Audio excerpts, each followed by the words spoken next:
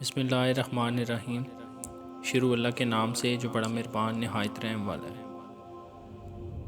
School of اسلام کے تمام سامعین کو السلام علیکم ورحمۃ اللہ وبرکاتہ۔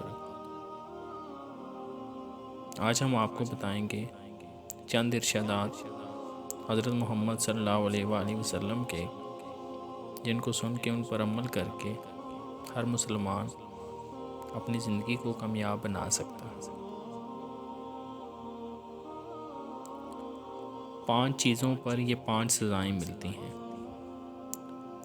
جو قوم عہد شکنی کرتی ہے، اللہ تعالیٰ اس پر اس کے دشمن مسلط کر دیتا ہے، اور جو قوم احکام الہی کے خلاف فیصلہ کرتی ہے، اللہ تعالیٰ ان کو تنگ دست کر دیتا ہے۔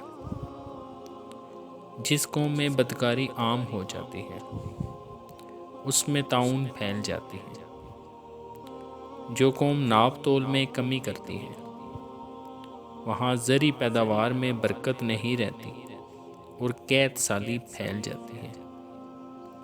جو قوم زکوٰۃ نہیں دیتی، اللہ تعالیٰ ان پر رحمت کی بارش نازل نہیں کرتا۔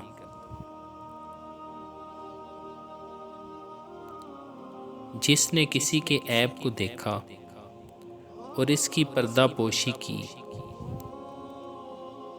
اس نے گویا ایک درگور انسان کو زندہ کر دیا۔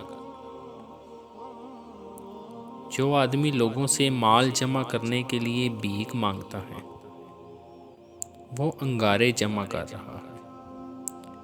تھوڑے انگارے جمع کرے یا زیادہ، یہ اس کی اپنی مرضی ہے۔ اچھا شخص وہ ہے جس کی عمر دراز اور عمل نیک ہوں، اور بدترین ہے وہ جس کی عمر دراز اور عمل خراب ہو۔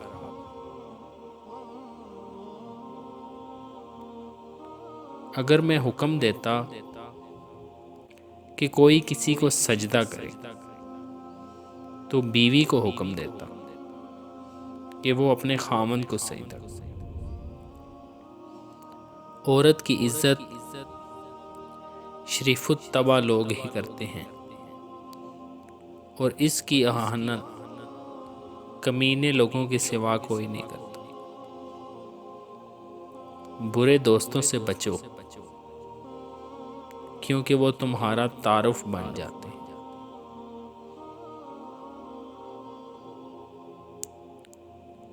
عورت پوشیدہ رکھی جانے والی مخلوق ہے۔ جب وہ باہر نکلتی ہے تو شیطان اس کی طرف جھانکتا ہے۔ جب کوئی عورت مرے اور اس کا خاوند اس سے راضی ہو، تو وہ جنت میں جائے گی۔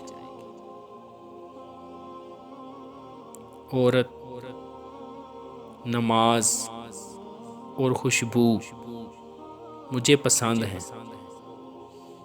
تم میں اچھا وہ ہے جو اپنی عورتوں سے اچھا سلوک کرے۔ ایماندار آدمی اپنی بیوی سے ناراض نہ رہا کرے، کیونکہ اگر اس کی کوئی عادت اسے ناپسند ہو تو کوئی قابل پسند بھی ہوگی۔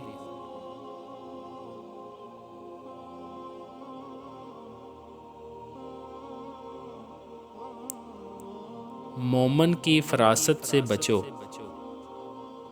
کیونکہ وہ اللہ کے نور سے دکھتا ہے۔ اللہ تعالیٰ جمیل ہے اور جمال کو پسند فرماتا ہے۔ صبر وہ ہے جو مصیبت کی پہلی ٹھوکر لگنے پر کیا جاتا ہے۔